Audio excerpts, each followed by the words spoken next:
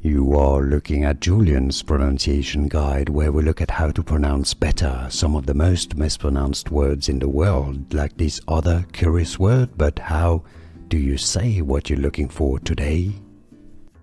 Let's learn how to pronounce once and for all the name of this German theater practitioner, playwright, author. If you want to learn more names from German and literature more generally, stay tuned. I've got more videos. The German pronunciation here.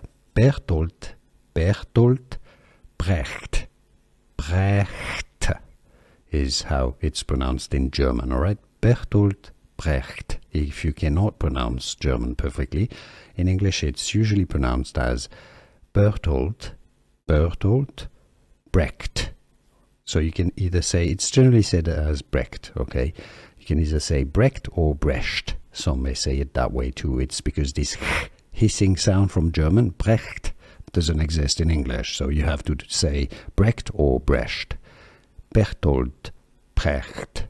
And now you know. Here are more videos on how to pronounce more confusing words and names too many mispronounced. Like this video if you found it useful. I appreciate your support. I'll see you soon and thanks for watching.